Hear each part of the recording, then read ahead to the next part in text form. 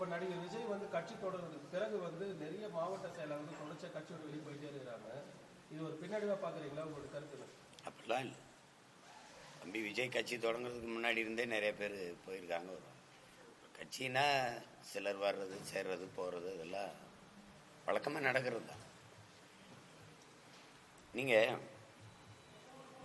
என் கட்சியில் சில பேர் சேர்றது சில பேர் வெளியேறதுனால நாட்டுக்கு மக்களுக்கு ஏதாவது பிரச்சனை இருக்கு? அப்படி ஒன்றும் இல்லை. இதை விட்டுட்டு வேற ஏதாவது கேள்வி, நல்ல கேள்வியே கேள்வி. மும்மொழி கொள்கையை பொறுத்தவரையில இன்று கூட வந்து இந்தி திணிப்புக்கு எதிராக மாவட்ட தலைநகரில் திமுக சார்பில் போராட்டம் நடந்துட்டு. ஆனால் பெரும்பாலான பகுதிகளில் திமுக நடத்தக்கூடிய பள்ளிகள் வந்து சர்வதேச பள்ளிகளில் மும்மொழி இருக்கு. அதுக்கான விஷயங்களே இருக்கு. ஒரு புறம் இது மாதிரியான விஷயங்களும், ஒரு புறம் போராட்டமாக இது போன்ற விஷயங்களும் மேற்கொள்றது எப்படி சார் பாருங்க? போராட்டம் நடத்தல, நாடகம் நடத்துது. நான் 60 ஆண்டுகளா இந்த நாடகத்தை நடத்திட்டு தான் இருக்கு. நமக்கு உங்களுக்கு இந்தி எதிர்ப்புங்கிறதுலாம் வெற்று வார்த்தை. தேர்தல் நேரத்தில் அவங்க நடத்துகிற ஒரு நாடகம், ஒரு வெற்று முழக்கம். உளமாற இந்தி திணிப்பை எதிர்க்கிறவங்களா இருந்தால் எப்போவோ தடுத்து நிறுத்திருக்கலாம். பல ஆண்டுகள் மேல ஆட்சியிலே இருந்தவங்க அவங்க இந்திய ஒன்றிய அரசுல. ரெண்டாவது, இந்த இன்னைக்கு நேரத்தில் இல்லையே, இந்த காங்கிரஸ் கட்சியோட கூட்டணி வச்சிருக்காங்கல்ல. இப்போ இந்தி திணிப்புல கட்டாய இந்தியில காங்கிரசின் நிலைப்பாடு என்ன? இவங்க கூட்டணி வச்சிருக்கிறாங்க கம்யூனிஸ்ட் கட்சிகளோட. வட இந்திய தொழிலாளர்களுக்கு அவங்க பயிற்சி கொடுக்குறாங்க. கோயம்புத்தூர்ல கம்யூனிஸ்ட் கட்சி, குறிப்பா சிபிஎம், அந்த கட்சி வந்து இந்தியில தான் அவங்களுக்கு வட இந்திய தொழிலாளர்களுக்கு சங்கம் வச்சு அவங்களுக்கு பயிற்சி கொடுக்குது. இந்தியில தான் பேசுது. இதே திமுக சவுகார்பேட்டையில் வந்து பல ஆண்டுகளாக வாழ்றாங்க வட இந்தியர்கள். அவங்களால தமிழ் பேச வரும். தமிழ்ல பேசி வாக்கு கேட்கலாம்ல. அப்புறம் இந்தியில பேசி வாக்கு கேட்டாங்க. இந்தியில எதுக்கு சோரொட்டி ஓட்டினாங்க? ஈரோடு கிழக்குல கூட இந்தியில சோரொட்டி ஒட்டி கேட்கறாங்க. இது எப்படி இந்தி எதிர்ப்பு? ஒவ்வொரு நேரத்திலையும், தேர்தல் வர நேரத்திலையும் ஒரு நாடகம் போடுறது தான் இது. இப்ப மும்மொழிங்கிறது போது எம்மொழி எங்கிற கேள்வி ஒவ்வொருத்தருக்கும் எழணும். தெலுங்கருக்கு எழணும், கன்னடருக்கு எழணும், மலையாளிக்கு எழணும், பீகாரிக்கு எழணும், பஞ்சாபியருக்கு எழணும்.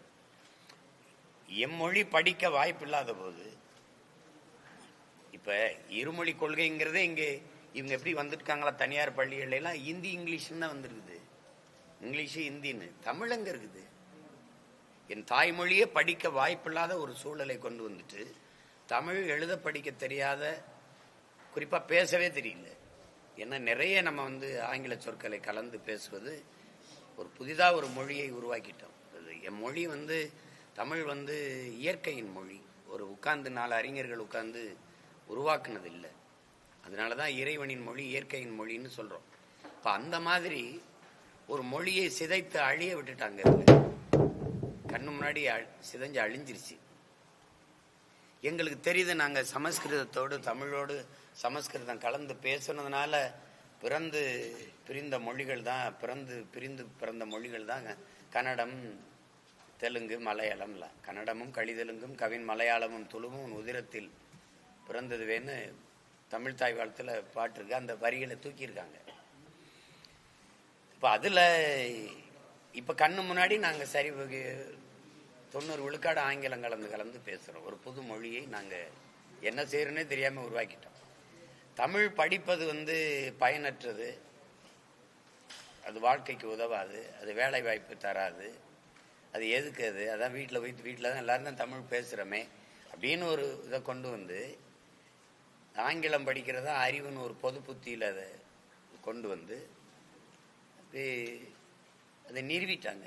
அதனால தமிழ் படிக்க வாய்ப்பு இல்லாமல் போயிட்டது. தாய்மொழி அழிஞ்சிருச்சு.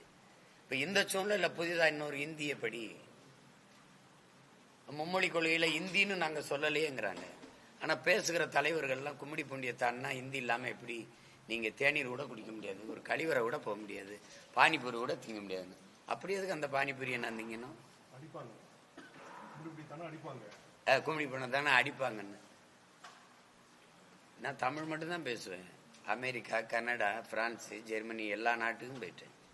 கனடாவில் முதல்ல என்னை கைது பண்ணாங்க. என்னை கைது பண்ண உடனேயே அவர் மொழிபெயர்ப்பாளர் கூட்டி வந்து உட்காரச்சிட்டாப்புல. அவருக்கு தெரியுது. அமெரிக்காலையும் அதே மாதிரி தான், கைது பண்ண உடனே கூட்டிட்டு வந்துட்டாங்க. அது ஒரு பிரச்சனை கிடையாது.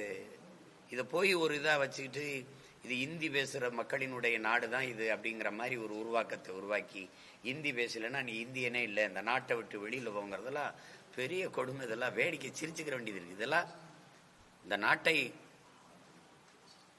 கூறு போட்டு துண்டாடுகிற ஒரு கொடிய முயற்சியாக தான் நான் பார்க்கிறேன். அதை கைவிடணும் ஆட்சியாளர்கள். இந்த நாட்டில் பல்வேறு மொழி பேசக்கூடிய மக்கள் வாழுகிறார்கள். அவர்கள் மொழியெல்லாம் அங்கீகரிக்கப்படணும். 22 மொழிகளும் ஆட்சி மொழி ஆகணும். மும்மொழியை தூக்கி பன்மொழி பயிலுகன்னு கொண்டு வரணும். எந்த மொழி உங்களுக்கு விருப்பமா இருக்கோ பயின்றுக்குங்கன்னு ஒரு வாய்ப்பை ஏற்படுத்தி கொடுக்கணும். அண்ணல் காந்தியடிகள் இந்த நாட்டின் விடுதலைக்கு போராடிய மிகப்பெரிய தலைவர். அவர் சொல்றாரு, இந்தியா ஒருமைப்பாடு மிக்க ஒரு நாடாக இருக்கணும்னா இருக்கு செய்தியாவே தமிழ்நாட்டை தாண்டி வாழுகிற மக்கள் தமிழ் கற்றுக்கொள்ளணும்னு இருக்குது. அவர் பேசுனா அவர் சொன்னது இருக்குது. அதை விட்டுட்டு சும்மா தேர்தல் நேரத்தில் அவங்க இந்த மும்மொழியை பிடிச்சி தொங்குறதும் இவங்க அதை எதுக்குற மாதிரி நடிக்கிறதும் அது ரொம்ப வேடிக்கையா இருக்கு. இவங்க நடத்துற பள்ளிக்கூடங்களே அங்க ஹிந்தி பயிற்றுவிக்கிறாங்க. மக்கள் தெளிவு பெறணும். இதுல அதான் முக்கியம். நமக்கு எந்த மொழிக்கும் எதிரானவர்கள் அல்ல, நாம் சொந்த மொழிக்கு உயிரானவர்கள். இதுதான் நம்ம கோட்பாடு. எம்மொழியும் கற்போம் நாங்கள் வாழ, எம்மொழி தமிழ் கற்போம் எங்கள் இனம் வாழ. இதுதான் மொழி கொள்கை. எனக்கு மட்டும் இல்ல, உலகத்தில் இருக்க எல்லா மொழிகளுக்குமே கொள்கை மொழி தெலுங்கருக்கோ கன்னடருக்கோ மலையாளிக்கோ அல்லது துளுவருக்கோ அல்லது பஞ்சாபியருக்கோ கொள்கை மொழி அவர் தாய்மொழியா தான் இருக்கணும். பயன்பாட்டு மொழியாக ஆங்கிலத்தை வச்சுக்கிறோம். அது வேற வழி இல்லை, தொடர்பு மொழியா வச்சுக்கிறோம். விரும்பினால் எம்மொழியும் கற்போம். அதுல ஹிந்தி கற்கிறதுல என்ன எங்களுக்கு இருக்குது? இல்ல சமஸ்கிருதம் கற்கிறனா கூட எங்க பிள்ளைகள் விரும்பினா கத்துக்கிறதுல எங்களுக்கு ஒண்ணும் இல்லையா? பயன் இருக்கு, தேவை இருக்குன்னா கத்துக்கிற வேண்டியதானே. எங்க நிறைய பேர் பிரெஞ்சு படிச்சுக்கிறாங்க, எங்க குழந்தைகள்லாம் படிச்சுக்கிறாங்க. பிரான்ஸ் போக வேண்டியது இருந்ததுன்னா நமக்கு தேவைப்படுதுன்னு ஸ்பானிஷ் கத்துக்கிறாங்க, ஜெர்மன் கத்துக்கிறாங்க. நான் எல்லா நாடுகளும் பயணம் பண்ண, ஐரோப்பிய நாடுகள்லாம் எங்க பிள்ளைகளே என்னோட தமிழ்ல பேசுவாங்க, பக்கத்துல இருக்கிற ஜெர்மன்ல பேசுவாங்க. எங்க பிள்ளைகளே என்னோட தமிழ்ல பேசுவாங்க, அவங்களுக்குள்ள பேசும்போது கூட பிரெஞ்சுல பேசிக்குவாங்க. நான் அப்ப கூட சொன்னேன், நீங்க நம்மளுக்குள்ள பேசும்போது தமிழ்ல பேசுங்கன்னு சொன்னேன். அந்த மாதிரி மொழி கற்றுக்கொள்ள முடியாது. தாய்மொழியில் நல்ல ஆற்றல் நல்ல புலமை இருக்கும் பட்சத்தில் உலகில் எம்மொழியும் எளிதாக கற்கலாம். இதுதான் விதி, இயற்கையின் இருக்கிற விதி, எல்லாருக்கும் தெரியும். இப்ப நம்மளுடைய தமிழ் அறிவியலின் பெருமைமிகு அடையாளங்களாக இருக்கிற நம்ம ஐயா அப்துல் கலாம் அவர்கள் தமிழ் வழியில படிச்சவங்க. அப்ப ஐயா மயில்சாமி அண்ணாதுரை என்ன சொல்றாங்க, தொடக்க கல்வி முதல் ஆராய்ச்சி கல்வி வரை தமிழே கற்பிக்கலாம். நீங்க உலகம் பூரா இருக்க ஆய்வு செய்யுங்களே, நோபல் பரிசு பெற்ற எல்லா பேரறிஞர்களையும் பாருங்களே, தாய்மொழியில் கற்றவர்கள் தான். எல்லா நாடுகளும், படைக்கிற எல்லா நாடுகளும் தாய்மொழியில் தான் கல்வி கற்றிருக்கு. பயன்படுத்துற நம் நாடு தான் என்ன மொழியில கற்கிறதுன்னு தெரியாம அல்லாடிக்கிட்டு இருக்கு. எல்லாம் மேடினா இருக்கு, என் நாடு மட்டும் மேக்கினா இருக்கு. என்ன தயாரிக்கிறீங்க நீங்க? கொசுவத்தி, ஊதுவத்தி, சாம்பிராணி, சூடம், வேற ஏதாவது தயாரிக்கிறீங்களா? டாஸ்மார்க், குவார்டர், பீர், பிராண்டி, இதை தவிர வேற ஏதாவது தயாரிக்கிறீங்களா? சொல்லுங்க. போர்க்கப்பல் எங்க வாங்குறீங்க? போர் விமானம் எங்க வாங்குறீங்க? பீரங்கி எங்க வாங்குறீங்க? என்ன கேள்வி கேட்டு அமைதியா இருக்கீங்க? சொல்லுங்க. என்ன என்ன நீங்க கண்டுபிடிக்கிறீங்க? சொல்லுங்க. ஓட்டு போடுறீங்கள பெட்டி, அதையாவது நீங்க தயாரிக்கிறீங்களா?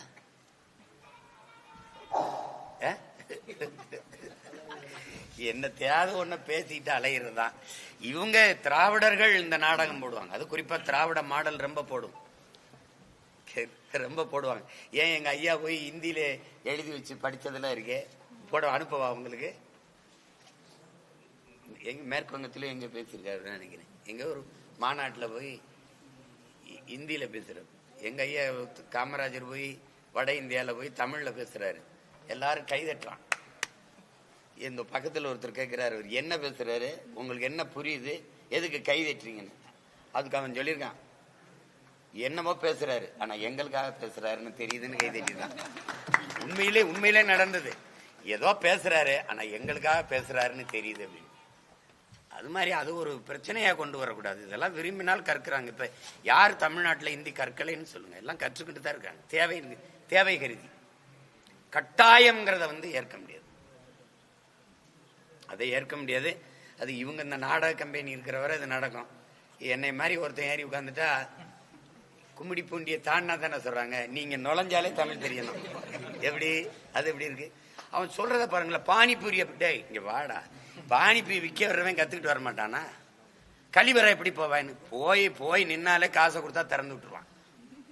அது இந்தியில பேசினா தான் திறப்பானா? ஏன்னா ஹிந்தி படிச்சுட்டு தான் அவனால வாழ்ந்துட்டு இருக்கோமா? இதெல்லாம் ஒரு அடிப்படை இல்லாத ஒரு, அதுவும் பெரிய பெரிய அறிஞர்கள் பேசுறதுதான் வேடிக்கை இருக்கு. பெரிய பெரிய தலைவர்கள் இந்தி படிக்காம நீங்க எப்படி தேநீர் கூட குடிக்க முடியாது அப்படின்னு.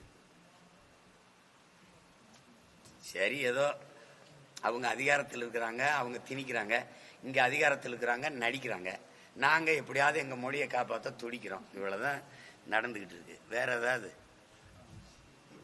மும்மொழி கொள்கை பற்றின புரிதல் வந்து முதல்ல பாஜகவினருக்கே இல்லைன்னு நினைக்கிறீங்களா? ஏன்னா மூணாவது மொழி அவங்களுக்கு மொழியை பத்தியே புரிதல் கிடையாது. அப்புறம் மும்மொழி இம்மொழி. முதல்ல இந்திங்கிறது எப்ப உருவாச்சு? இந்தியில வட இந்தியால எல்லாருமே இந்தி தான் பேசுறாங்கல்ல. சொல்லுங்க. கர்நாடகால மகாராஷ்டிரால இருந்து வந்த பேருந்துல அந்த நடத்துனர் கன்னடத்துல பேசுறேன்னு தானே பேருந்து அடிச்சு நொறுக்குனா. நான் நாகரிகங்கிறது ஆக பெரிய ஜனநாயகவாதினால நொறுக்காம இருக்கேன். அதுதானே அவன் நொறுக்கிட்டான். மகாராஷ்டிரால சட்டசபையில் இந்தியில உறுதிமொழி எடுக்க முடியுமா? உங்களுக்கு தெரியுமா? ஒரு பாட்டு வெளியீட்டு விழாவில் அம்மையார் அமிதாப் பச்சனுடைய மனைவி அம்மையார் ஜெயபாதிரி பச்சன் அவங்க வந்து இந்தியில பேசிட்டாங்கன்ட்டு மகாராஷ்டிரால படத்தையே ஓட விடாம பண்ணிட்டாங்க. நீ எப்படி இந்தியில பேசுவ, மராட்டியத்துல பேசல? சும்மா ஏதாவது இவங்க அதிகாரம் இருக்கிறதுனால அவங்க வந்து பேசிட்டு இருக்கிறாங்க. 500 ஆண்டுகளை கூட தொடாத இந்திய எல்லாரும் படின்னு. இது இந்த நாடு இந்தியாங்கிற நாடு உருவாகும் போது இந்தி பேசுற நாடா தான் இருந்ததா? அது சொல்லுங்க. வரலாறு அப்படி இருந்ததா? தேவையில்லாத வேலை. நீங்க எல்லா நாடுகளையும் பயணிக்கிறீங்க. நாட்டின் பிரதம அமைச்சர் போறாரு, குடியரசுத் தலைவர் போறாங்க, பெரும் தலைவர்லாம் போறாங்க. சின்ன சின்ன நாடுகள்லாம் பல மொழிகள் ஆட்சி மொழியா இருக்கு. சிங்கப்பூர்ல தமிழ் ஆட்சி மொழியா இருக்கு.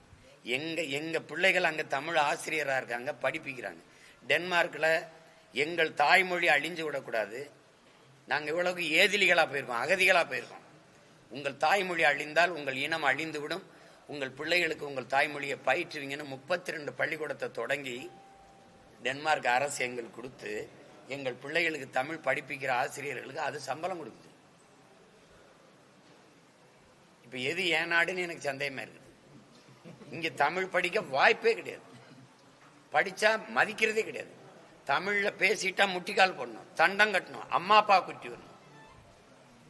3ஆம் வகுப்பு குழந்தைக்கு ஹிந்தி தெரியலன்னு வகுப்பை விட்டு வெளியேற்றிருக்காங்க. கேட்டா ஹிந்தி படிங்கன்னு நாங்க ஒன்னும் சொல்லலையே அப்படின்னு. எதையோ படிச்சுக்கிறேன் போ. அப்ப உனக்கு என்ன? ஒரே கேள்விதான். எம்மொழி படிக்கவே வாய்ப்பில்லாத போது அந்த நிலையை உருவாக்கிட்டு மும்மொழின்னு பேசும்போது அந்த மும்மொழியில் அது ஏன் எம்மொழியாக இல்லைங்கிற கேள்வி எங்களுக்கு எழுது. அதுக்கு பதில் சொல்லுங்க. மொழி, எந்த மொழியை கற்கணும், எந்த மொழியை படிக்கணும், எந்த மொழியை நான் தேர்வு செஞ்சுக்கணுங்கிறது எனக்கான சுதந்திரம்.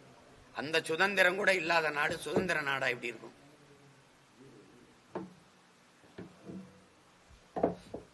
வேற இன்னைக்கு காலையில ஒரே நாள்ல 2 மாவட்டங்கள்ல பள்ளிகளில் படிக்கிற சிறுமிகளுக்கு ஆசிரியரே பாலியல் கொலை கைதான சம்பவம். அண்மை காலமாகவே வெளியில் பாலியல் கொலை நடந்தது பள்ளிகளுக்குள்ள அதிகரிச்சு. அது என்கிட்ட கேட்க கூடாது, அப்பாட்ட தான் கேட்கணும்.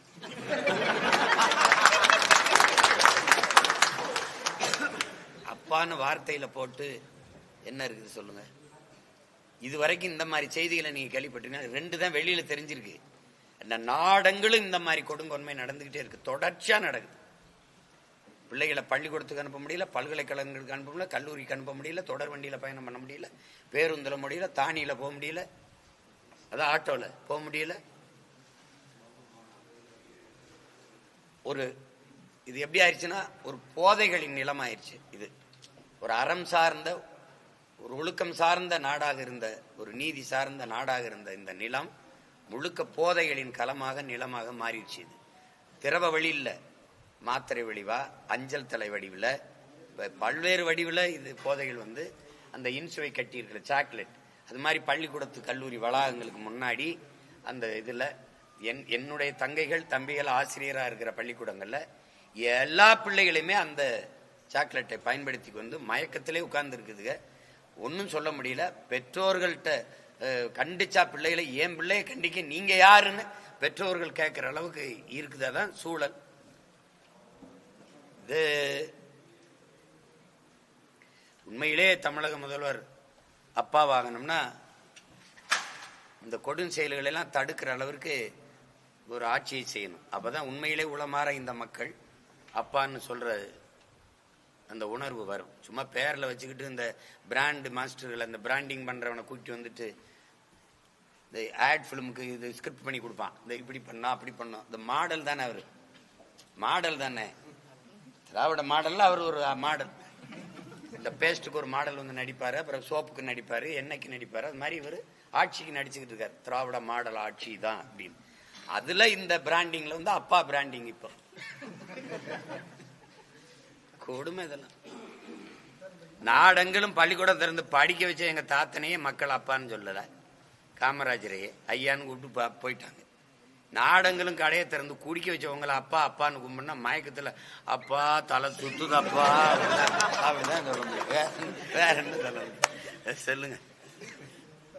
மும்மொழி கொள்கை விவகாரத்துல மாநில அரசு வந்து மத்திய அரசு கிட்ட ஈகோ பாக்குது, இதனால மக்கள் தான் பாதிக்கிறாங்க.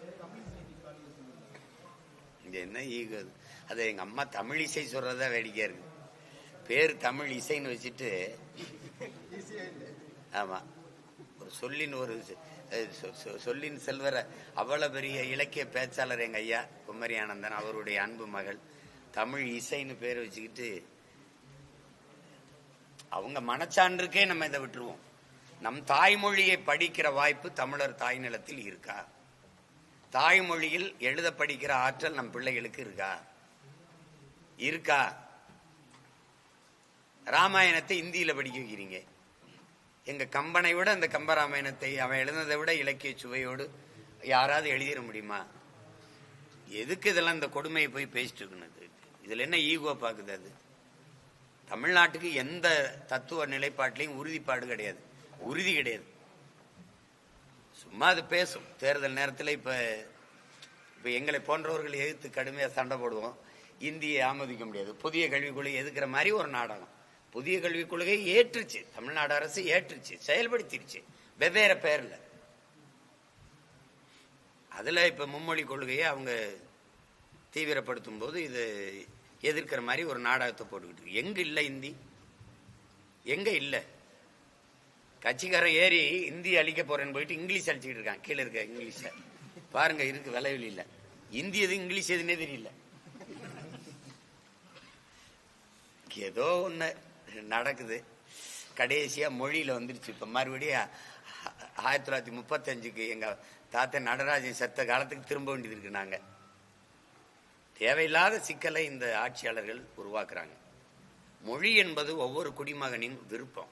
அவன் எந்த மொழியும் கற்பான், அவன் விருப்பம். அது உணவு, உடை, மொழி இதெல்லாம் வந்து அவன் வாழ்விடம் தீர்மானிக்கும். நான் மகாராஷ்டிரால வாழ்ந்தேன்னா கத்துக்க போறேன், டெல்லியில இருந்தேன்னா கத்துக்க போறேன், பஞ்சாப் போனா கத்துக்க போறேன், தேவைன்னா கத்துக்க போறேன். கட்டாயமா நீ படிச்சே ஆகணும். இந்தியாவின் தேசிய மொழி நேஷனல் லாங்குவேஜ்னா அப்ப ஏன் லாங்குவேஜ் என்ன ஆகுறது? இந்தியா ஒரு நேஷனே இல்லைங்கிற அப்புறம் லாங்குவேஜ் வேற வருது. அது அப்ப ஏன் நேஷன் என்ன ஆகுறது? ஒரு போன வாரம் சொல்லியிருந்தார் முதல்வர், மாநில அரசு வந்து அந்த நிதி ஒதுக்காதனால, மத்திய அரசு நிதி ஒதுக்காதனால மாநில அரசு ஏன் உங்களுக்கு வரி செலுத்தக்கூடாது அப்படின்னு சொல்றதுக்கு ஒரு நொடி ஆகும். இன்னும் பரிசீலனையில தான் இருக்காப்ல, முடிவெடுக்கல.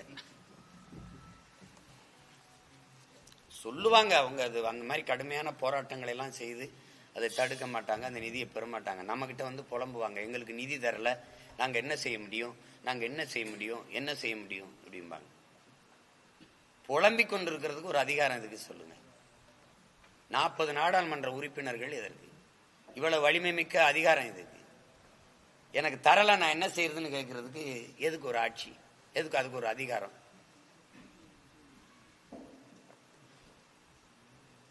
அது பீகாரால பெற முடியுது, உங்களால ஏன் பெற முடியல? சார், இப்போ தொடர்ந்து ஒவ்வொரு மாவட்ட செயலாளர் கட்சி விலகலை அறிவிச்சிட்டு இருக்காங்க. நேற்று காலையமா இன்னைக்கு வந்து பார்த்தீங்கன்னாக்கா பாவேந்தர் நம்ம ராணிப்பேட்டையுடைய கிழக்கு மாவட்ட செயலாளர் விலகிறதா காலையில் அறிவிச்சிருக்காரு. எப்படி பார்க்குறீங்க சார்? தொடர்ந்து இந்த மாதிரி நடந்துட்டு இருக்கு. இது அவரவர் விருப்பம். இது ஒரு ஜனநாயக இயக்கம். விரும்பியவோ வருவாங்க, விரும்பி போவாங்க. அதை போய் பேசிக்க வேண்டியதில்லை. இது ஒரு செய்தியா நீங்க ஒவ்வொரு முறையும் கேட்குறீங்க, நான் பதில் சொல்ல வேண்டியது. அதை விடுங்க, இது என் கட்சி பிரச்சனை. விருப்பம் இருந்தா இருக்கலாம், இது ஜனநாயக இயக்கம், யாரும் வரலாம் போகலாம். நாங்க எடுத்து வைக்கிற கொள்கையில ஈடுபாடு இருக்குது, இது வரணும்னா வருவாங்க, இல்ல வேற ஒரு காரணம் இருக்குது போகணும்னா போவாங்க. அது போய் யார் கையிலையும் காலையும் விலங்கு போட்டு இடிச்சு பிடிச்சு நிறுத்துறது இது இயக்கம் இல்லை.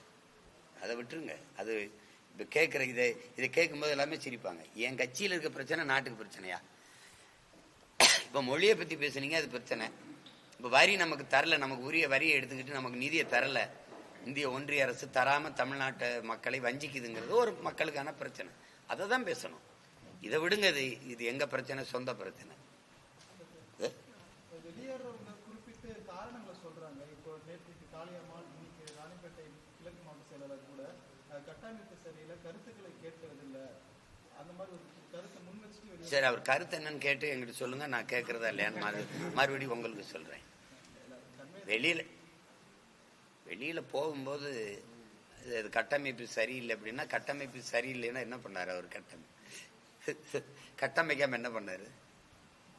போகும்போது ஏதாவது சொல்லிட்டு தானே. எந்த இலை தம்பி உதிரும் போது சலசலன்னு சத்தம் இல்லாம உதிருது? இல்ல, அருமையான கட்சிங்க, நல்ல கட்சி, சீமான் மாதிரி ஒரு தலைவர் கிடையாது அப்படின்னு சொன்னா அடுத்த வார்த்தை என்ன கேட்பீங்க? அப்ப எதுக்கு வெளியில வரான்னு கேட்பீங்க. சரியில்லைங்க, ஏடா இவ்வளவு காலம் சரியா இருந்தது இப்ப சரியில்லை அப்படின்னா தெரியுமா உங்களுக்கு? கப்பல்ல பொண்ணு வருது, எனக்கு ஒண்ணு எங்க அப்பாவுக்கு ஒண்ணுங்கிறான். இல்ல காசுக்குன்னு வேணாம் எங்க அப்பாவுக்கு வயசாயிருச்சு, நான் சின்ன பையங்கிறான். இது மாதிரி அது இருக்கிற வரை இருக்கிறது. ஏட்டல் என்ன சீச்சி இந்த பழம் புளிக்கும்ங்கிறது அது ஒரு கோட்பாடா? இது வெளியில போறவங்க எதையாவது சொல்லிட்டு தான் போவாங்க, அதை பொருட்படுத்த முடியாது. இந்த மும்மொழி கொள்கை விவகாரத்துல கடந்த வாரம் அண்ணாமலை பேட்டி கொடுத்தது பார்த்திருக்கோம். ஒரு பக்கம் தமிழகத்துல பல கட்சிகள் இந்திய திணிப்பை எதிர்த்துட்டு இருக்காங்க. ஆனா அவர் தேடி பிடிச்சு ஒவ்வொரு பார்ட்டி ஒவ்வொரு இவங்க இங்கிலீஷ் ஸ்கூல் நடத்துறாங்க, இவங்க பிரைவேட் ஸ்கூல் நடத்துறாங்கன்ற அந்த அது எப்படியோ, ஆனால் இந்த இந்தியை வலுக்கட்டாயமா திரிக்கிற போக்கை இந்த ஆட்சியாளர்கள் நிறுத்தணும். பல போராட்டங்கள் இந்த நிலத்துல நிகழ்ந்திருக்குது. மற்ற மாநிலங்கள் ஏற்குதுங்கிறதுக்காக நான் ஏற்கணும்னு சொல்ல முடியாது. மற்ற மாநிலங்களை விட நான் அதிகமா வரி கட்டுறேன், அது கேட்டியா நீ? அதுக்கு ஏதாவது ஏன் மற்ற மாநிலங்கள் கட்டுறதை விட அதிகமா கட்டுறீங்கன்னு நீங்க கேட்குறீங்களா? அப்படி ஒன்றும் இல்லை, அப்படி ஒன்றும் இல்லை. அப்ப நீங்க அதை புரிஞ்சுக்கணும். நீங்க காவிரியில தண்ணி தர மறுக்குது அந்த மாநிலம், ஆனால் நான் என் வளத்தை எந்த மாநிலத்துக்கும் தர மறுக்கலையே, அப்பதெல்லாம் நீ ஏன் மறுக்கலைன்னு கேட்பீங்களா? அப்படி பார்க்கக்கூடாது. இதை கட்டாயமாக திணிச்சு அதை கற்க வச்ச நிலைமை கொண்டு வந்தது நீங்க தான். இதெல்லாம் தனியார் பள்ளிகள், தனியார் பள்ளிகள்ல ஆங்கிலம் இந்தி கற்கிற வாய்ப்பு இருந்தா தான் பிள்ளைகளை சேர்க்கிறாங்க. அது ஒரு உளவியலா ஒரு நோயாக்கிட்டீங்க. அதனால அவர் வழி இல்லாம எல்லா தனியார் பள்ளியிலும் இந்தி சேர்ந்துருச்சு. அங்க தமிழை எடுத்துட்டாங்க. நீங்க பொது புத்தியில எங்களுக்கு என்ன பண்ணிட்டீங்க? தமிழ் படிச்சா ஒன்னத்துக்கு ஆகாது, அது பிச்சை எடுக்க கூட பயன்படாதுன்னு பேசி எங்க மனநிலையை இப்படி தயார் பண்ணிட்டீங்க.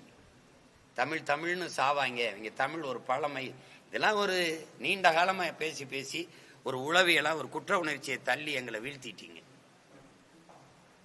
அதனால அது அதனால என்ன சொல்றாரு? அதனால எல்லாரும் இந்தி படிங்கிறாரா?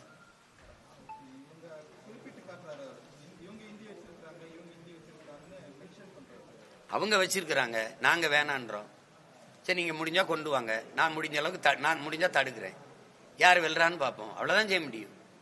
அவர் தான் சொல்றாரு, நீங்க எல்லாரும் ஒன்னா இருங்க, இந்தி வேணுங்கிறவங்க நாங்க கொண்டு வரணும், கொண்டு வந்து காட்டு.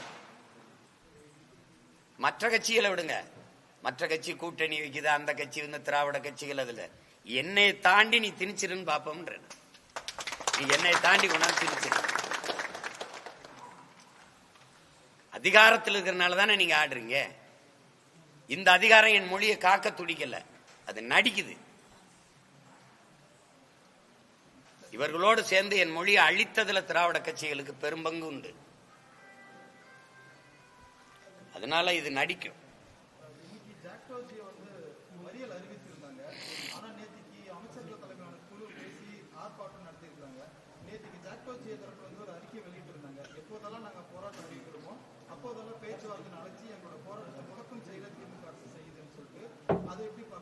அதுக்கு ஏன் சாக்டேஜ் இடம் கொடுக்கணுங்கிற? உங்களுக்கு பயிற்சி இருக்குல்ல, அனுபவம் இருக்குல்ல, ஒவ்வொரு முறையும் இந்த போராட வரும்போது ஒரு நியாயமான கோரிக்கை முன் வச்சு போராட வரும்போது அரசு கூப்பிட்டு இப்படி மச்சம் பண்ணி இப்படி பேச்சுவார்த்தை நடத்தி அது மழுங்கடிக்குதுன்னு தெரியும் போது அப்புறம் ஏன் அதை அந்த போராட்டத்தின் வீரியத்தை குறைச்சிக்கணும்?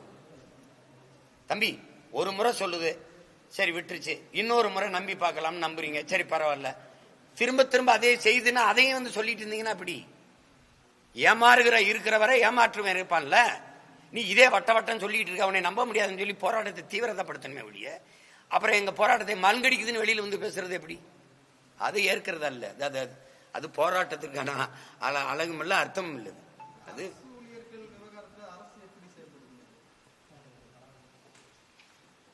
அரசு ஊழியர்கள் தினந்தோறும் ஒவ்வொரு கோரிக்கையை வச்சு போராட வேண்டிய அவசியம் இருக்கிற அளவுக்கு செயல்படுது. வேற எப்படி செயல்படுத்துக்கிறீங்க? அரசு ஊழியர்களுக்கு எந்த துறையில எந்த தளத்துல பிரச்சனை இல்லைன்னு மட்டும் சொல்லுங்க. டாஸ்மார்க் ஒண்ணுதான் சரியா போயிட்டு இருந்துச்சு, அந்த ஊழியர்களுக்கும் பிரச்சனை வந்து அவங்க பணி நிரந்தரம் கேட்டு போராட ஆரம்பிச்சுட்டாங்க. பார்த்திருப்பீங்க, எல்லா தளங்கள்லயும் பிரச்சனை இருக்குது. எந்த துறையில பிரச்சனை இல்லைன்னு சொல்லுங்க.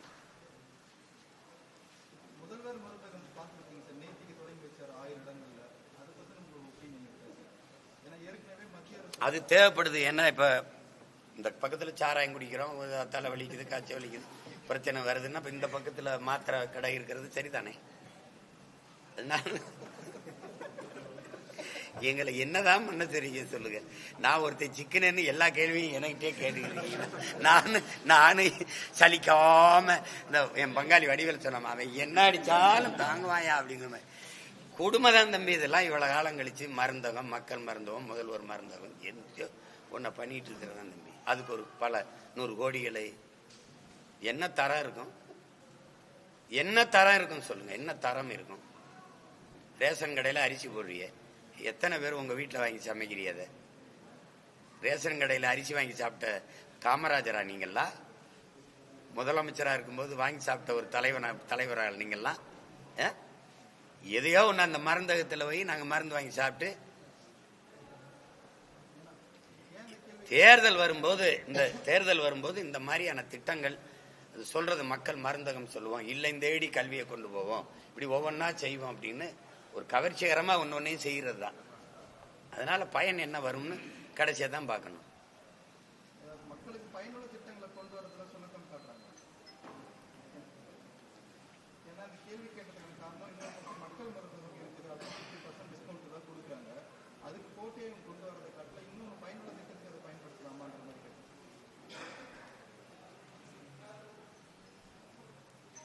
மக்களுக்கு உளவியலா பெரிய மருந்தகங்கள் இங்க பாருங்க. இந்த மாதிரி மருந்தகங்களை ரொம்ப அடித்தட்டில் இருக்கிற ரொம்ப உழைக்கும் மக்கள், ரொம்ப ஏழ்மை வறுமையில் இருக்கிற மக்கள் தான் அரசு மருத்துவமனைக்கு போறதும் இந்த மாதிரி மருந்தகங்களை வாங்கிக்கிறதும் இருக்கு. உங்களுக்கு தெரியுது நினைக்கிறேன். மற்றதெல்லாம் மிகப்பெரிய மருத்துவமனைகள், அந்த மருத்துவமனைகள் வளாகத்திலே இருக்கிற மருந்தகங்களே மருந்துகளை பெற்றுக்கிறதா இருக்கு. இது மக்கள்கிட்ட இருந்து வாக்கை பறிக்கிறதுக்கான, மக்களின் நலன் சார்ந்த திட்டம் போல காட்டி வாக்கை பறிக்கிறதுக்கான ஒரு செயல் திட்டம் தானே ஒழிய உண்மையிலேயே மக்கள் நலன் சார்ந்த திட்டம் இல்லை. என்னையை பொறுத்த வரைக்கும் நோயை உருவாக்கிட்டு பிறகு மருந்து கொடுக்குற மாத்திரை கொடுக்கறது இல்லாம நோய் இல்லாத ஒரு சமூகத்தை உருவாக்குவது அது எப்படின்னு பார்க்கணும். எதன் பொருட்டு நோய்கள் வருது விளங்குதுல? அதை நோக்கிதான் நீங்க நகர்த்தணும். அதை நோக்கி தூய குடிநீர் கிடைக்க, சுவாசிக்க நல்ல காற்று கிடைக்க, நஞ்சில்லாத உணவு கிடைக்க, அதை தானே பார்க்கணும். நீங்க நாடையே குப்பமேடாக்கிட்டு கொசு கடிக்குது, டெங்கு வருதுன்னா இது மாதிரி ஒரு பைத்தியக்காரத்தனம் எதுவும் இல்லை. நீங்க அதை நோக்கித்தான் போகணும். நீங்க வந்ததுக்கு பிறகு வருமுன் காப்போம்ன்றீங்க. நோய் நாடி முதல் நாடின்னு நம்ம அப்ப இருந்து நம்ம மறை போதிக்குது. நீங்க முதல்ல நீங்க இந்த இந்த இதுகெல்லாம் நடக்கிறதுக்கான காரணம் என்னன்னு பார்த்தா அதை களையிறதுதான் சரியான தீர்வா இருக்க முடியுமே ஒழிய உயிரோடு இருக்கும்போது சாப்பாடு தராம செத்த பிறகு பால் ஊத்தி பயன் இருக்கு. பசிக்கு சோறு போடாம செத்த பிறகு அவனுக்கு பால் ஊத்தி பயன் இருக்கு.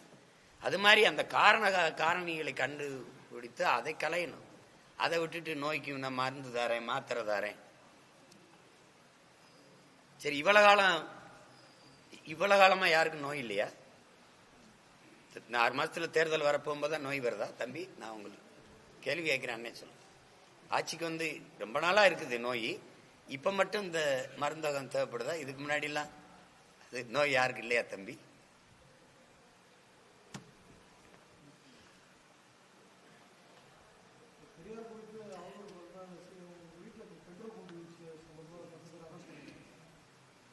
இன்னுமே பெரியாரை பத்தி அவதூறு அந்த வார்த்தையில நீங்க எடுத்துடணும். பெரியார் தான் 60 ஆண்டுகளா எங்க இனத்தின் மீது அவதூறு பரப்பிட்டே இருந்திருக்காங்க. பெரியாரை இழிவா பேசுறேன்னு சொல்றாங்க பாருங்க, அது பெரிய பொய். பெரியார் பேசுனதை எடுத்து பேசுறோம். நீங்க நல்லா விளங்கணும். பெரியாரை இழிவா யாரும் பேசல, பெரியார் பேசுனதை எடுத்து பேசுறோம். இன்னும் நான் பேசவே ஆரம்பிக்கல, அதுக்குள்ள நீ குண்டு போடுற அளவுக்கு வந்துட்டீங்கன்னா அப்புறம் பேச ஆரம்பிக்க. நீ தீ குடிச்சு செத்து போவியா? என்ன பண்ணுவீங்க? ஏய், இதுக்கெல்லாம் பயப்படுறான்ல. ஏதோ கொஞ்சம் வேற வேலை இருக்கனால இடைவெளி விட்டுருக்கேன், மறுபடியும் ஆரம்பிச்சிருவேன். அப்புறம் பார்த்து அடக்கமா இருங்க. தோண்டி தோண்டி எடுத்து முன்னாடி நிறுத்தாதீங்க. ஒரு கேள்விக்கு பதில் இருக்கா உங்ககிட்ட? அவர் பேசுனதை திருப்பி நான் பேசுறேன்ல, இப்படி பேசியிருக்காரே அப்படின்னு, அதுக்கு பதில் இருக்கா? இப்ப நீங்க தமிழர் தானே, உங்ககிட்ட கேட்கிறேன். தமிழர் என்று பேசுவது இன எழுச்சிக்கு எதிரானது என்று சொல்றார். தமிழர் என்று பேசுவது இன எழுச்சிக்கு எதிரானது என்றால் எந்த இனத்தின் எழுச்சிக்கு எதிரானது? உங்ககிட்ட பதில் இருக்கா? தமிழ் ஒரு முட்டாள்களின் பாஷை, தமிழ் காட்டு மிராண்டியின் மொழி, தமிழ் சனியனை விட்டு ஒழியுங்கள். தமிழ்ல என்ன இருக்குது? தமிழ் படிச்சா பிச்சையீடு கூட லாய்க்கில்லை. இதை ஒரு தமிழனா நீங்க ஏற்கிறீங்களா எதிர்க்கிறீங்களா? நான் அன்னைக்கு நீங்க கேள்வி கேட்டீங்க, நான் பதில் சொன்னல. இப்ப நான் கேட்கிறேன், இதை பெரியார் பேசியிருக்கிறார், நீங்க ஏற்கிறீங்களா எதிர்க்கிறீங்களா? தம்பி ஆமா இல்லைன்னு சொல்றேன். அமைதி. அதைத்தான் இப்ப நான் செய்கிறேன். இது வந்து தொடக்கம்தான். பார்ப்பனர்கள் நம்மில் கீழான மக்கள், கிறிஸ்தவர் இஸ்லாமியர் நமக்கு எதிரிகள். இதுல நம்மில் கீழான மக்கள்ங்கிறார்ல, அவர்ல கீழான மக்கள் அது யார்? நமக்கு எதிரிகள் யாராரு? பார்ப்பனர், நம்மில் கீழ் சாதி, கிறிஸ்தவர் இஸ்லாமியர். கிறிஸ்தவர் இஸ்லாமியரே எதிராயிட்டாங்கன்னா இந்த நமக்கு, அந்த நமக்கு அந்த கு எந்த கு பதில் இருக்கா? எது? எந்த சமூகம் தம்பி? நம்மில் கீழான மக்கள் எந்த சமூகம்? இங்க பாருங்க, இங்க பாருங்க. எனக்கு மொழி அபிமானம் இல்ல, மொழி அபிமானம் இல்லைன்னா இனாபிமானம் இல்ல, இல்ல தேசாபிமானம் இல்ல. சமூக தொண்டு செய்ய வர்றவனுக்கு இது இருக்கக்கூடாதுன்னா, மொழி இல்லை, இனம் இல்ல, தேசம் இல்லைன்னா சமூகம் எங்க இருக்குது? தேசாபிமானம் இல்லாத நீங்க திராவிட நாடு ஏன் கேட்டீங்க? மொழி அபிமானம் இல்லாத நீங்க இங்கிலீஷ படின்னு ஏன் சொன்னீங்க? இனாபிமானம் இல்லாத உங்களுக்கு பணாபிமானம் மட்டும் ஏன் இருந்தது? நான் பாட்டுக்கு தானே போயிட்டு இருந்தேன், கேள்வி கேட்ட ஆளுக்கு நான் பாட்டுக்கு தானே சும்மா இருந்தேன். இப்ப நான் கேட்டேன்னா பதில் தான் சொல்லணும், குண்டு எடுத்துட்டு வரக்கூடாது. புரியுதா? நீ இந்த ஒரு பெட்ரோல் குண்டை, ஏய் நான் இருக்கும்போது ஒரு தடவை வீசுறா யாராவது.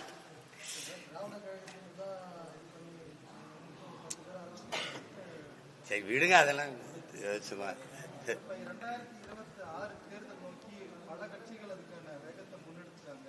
அதிமுக சமீபத்தில் வலுவான கூட்டணி அமைக்கிறதா சொல்லியிருக்காங்க. நாம் தமிழர் கட்சி எந்த மாதிரி?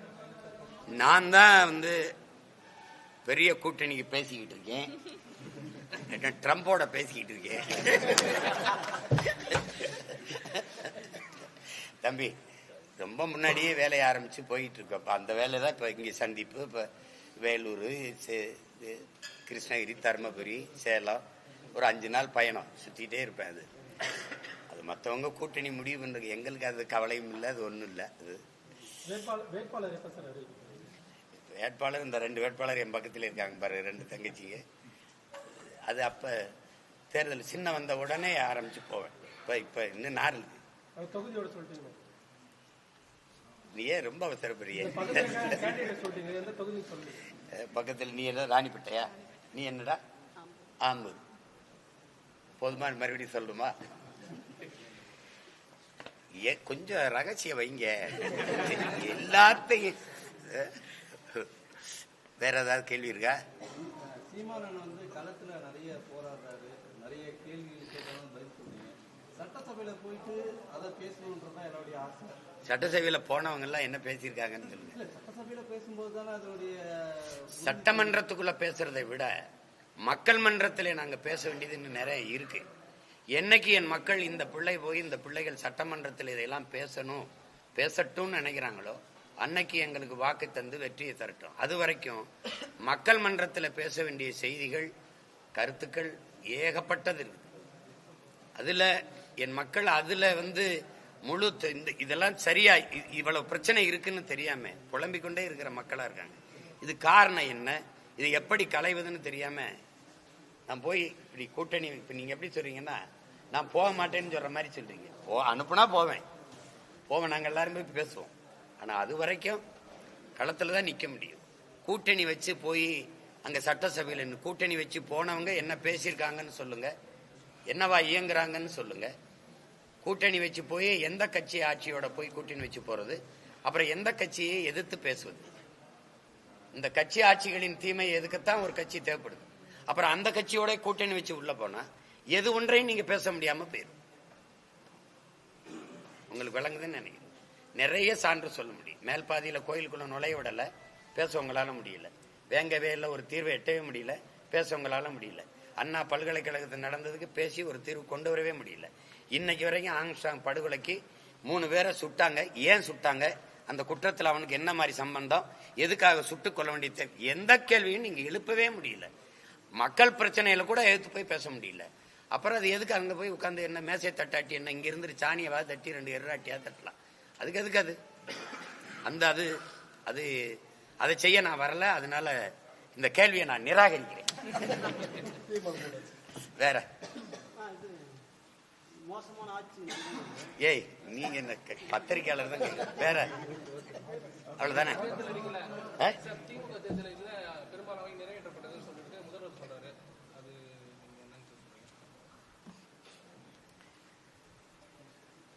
முதல்வர் தானே சொல்றாரு, மக்கள் சொல்ல இல்ல. ஒரு அம்மா அந்த காணொலியில பேசியிருக்காங்க, நீங்க பார்த்துருப்பீங்கன்னு நினைக்கிறேன். ஒரு திட்டம் 10 திட்டத்தையாவது அவங்க கூட 10 கேட்கிறாங்க, நான் 8 தான் கேட்கிறேன். எது ஒன்றை நிறைவேற்றிருக்காங்க? நீங்க மக்கள்ல ஒருவரா இருந்தா ஒண்ணு சொல்லுங்க, இது நிறைவேற்றிருக்காங்க. கூட்டுறவு கடன் தள்ளுபடி, நீட்டு எல்லாம் சொன்னாங்க. கேஸ் சிலிண்டருக்கு, எரிகாற்று உருளைக்கு 100 ரூபாய் குறைக்கிறது, மின் கட்டணம் உயராது, மாதம் ஒரு தடவை அந்த கட்டணத்தை நாங்க கணக்கெடுப்போம்னு ரீடிங். அது இல்லை.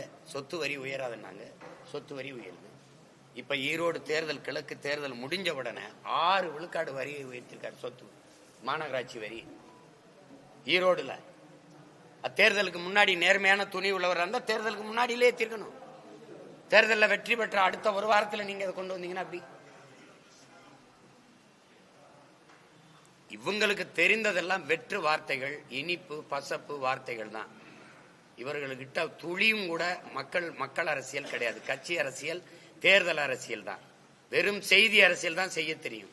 செயல் அரசியலோ சேவை அரசியலோ இந்த கட்சிகளுக்கு தெரியாது. அதை பேசி பயன் கிடையாது.